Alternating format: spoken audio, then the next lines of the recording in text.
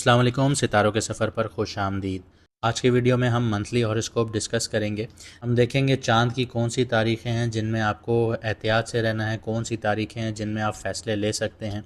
इसके अलावा बात करेंगे आपके करियर, फाइनेंस पर, आपके लव पर, रिलेशनशिप्स पर, आपकी फैमिली साइड पर, आपकी हेल्थ पर, वेलबींग पर, स्टूडेंट्स पर, आने वाले महीने की चैलेंजेस पर, अपॉर्चुनिटीज़ पर, फिर आपको रेमेडीज़ भी बताई जाएंगी। लेकिन इससे पहले मैं आपको ये चीज़ बता दूं कि ये जितनी भी प्रेडिक्शंस हैं ये सारी मैडम एस्ट्रोलॉजर एन बख्श की हैं। आप लोग जितनी भी वीडियोस देख रहे हैं वो उन्हीं की प्रेडिक्शन है, बस वो कुछ मसरूफियात की वजह से चैनल को टाइम नहीं दे पा रही, तो वो बहुत जल्द वापस आएंगी। तब तक माजरत चाहूँगा, आप लोग मुझे बर्दाश्त कीजिए। लेकिन आप लोग व्हाट्सएप पर उनका अपॉइंटमेंट ले सकते हैं, व्हाट्सएप पर मैसेज करके उनसे बात कर सकते हैं, अपनी ज़िंदगी की मुश्किलात या मसले जो भी हैं आप उनसे डिस्कस कर सकते हैं। वो आपको बेटर वे में गाइड करेंगी और आपकी ज़िंदगी में जो मुश्किलात चल रही हैं उनके हिसाब से आपको रेमेडीज़ बताएंगी ताकि आप लोग अपनी मुश्किलात का हल पा सकें। आइए वीडियो को शुरू करते हैं। बात करते हैं एक्वेरियस वालों की, यानी कि कुंभ राशि, यानी कि बुर्ज दिल्लो वालों की।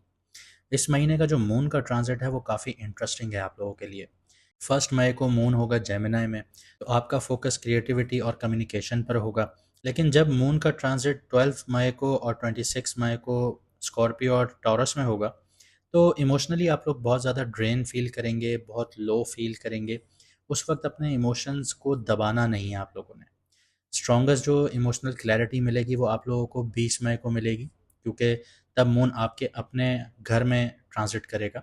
आप अपने आप से कनेक्शन बना पाएंगे, क्योंकि पिछले जो 5 साल आपके गुजरे वो साढ़े साथी के 5 साल थे, जिसमें आप लोगों ने इंतहाई प्रेशर बर्दाश्त किया, अभी भी कर रहे होंगे। तो उस वक्त आपको क्लैरिटी आएगी 20 मई को।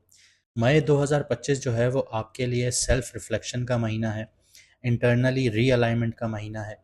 सैटर्न और राहु सेकंड हाउस स्पाइसेस में होने का मतलब ये है कि आप अपनी वैल्यूज़, अपनी फैमिली डायनामिक्स और फाइनेंशियल प्रायोरिटीज़ को लेकर बहुत ही सीरियसली सोच रहे हैं।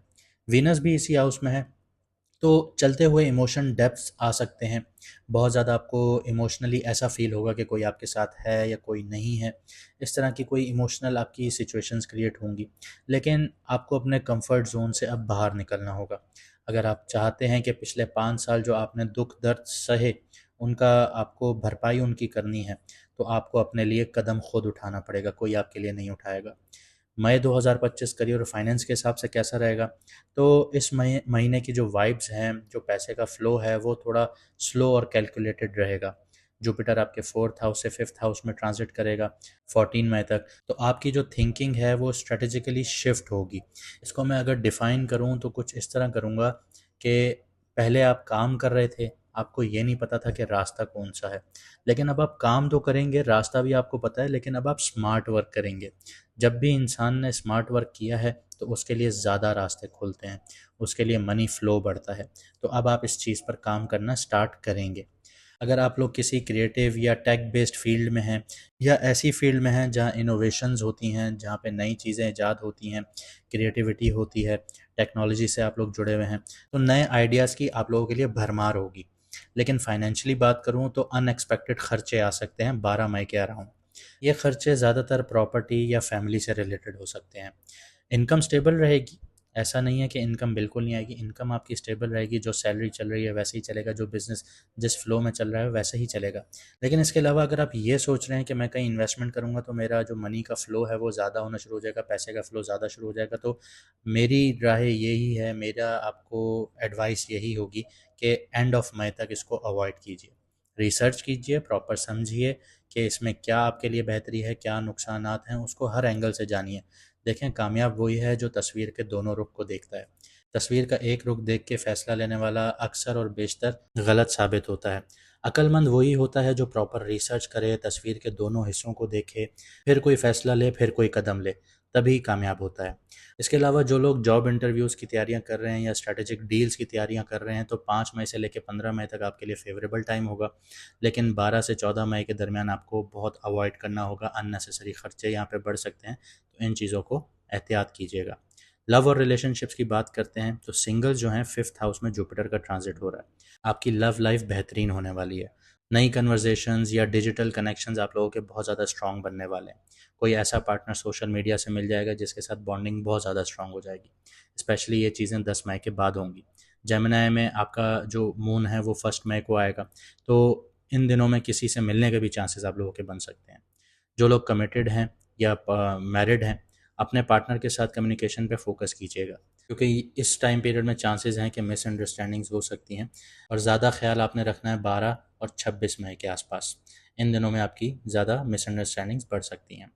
आगे बढ़ते हैं, आपकी हेल्थ की बात करते हैं। तो मार्स आपका 6th हाउस में है, जो कि 6th हाउस को फुली एक्टिव कर रहा है। तो इस टाइम पीरियड में आपका जो स्लीप साइकिल है वो डिस्टर्ब होगा, डाइट इम्बैलेंस हुई हुई होगी, आपको फटीग फील हो रहा होगा, छोटे मोटे इन्फेक्शंस आप लोगों को लग रहे होंगे, नज़ला ज़ुकाम बुखार इस तरह की चीज़ें आपके साथ चल रही होंगी।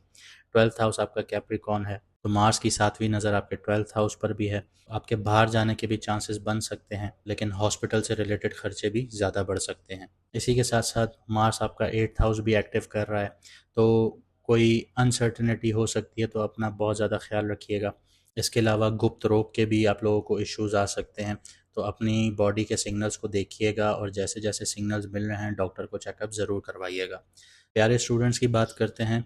जो बच्चे एनालिटिकल या लॉजिकल सब्जेक्ट्स में हैं, जैसे मैथ्स है, कोडिंग है, अकाउंट्स है, उनके लिए जुपिटर 5th हाउस में बहुत ही हेल्पफुल होगा।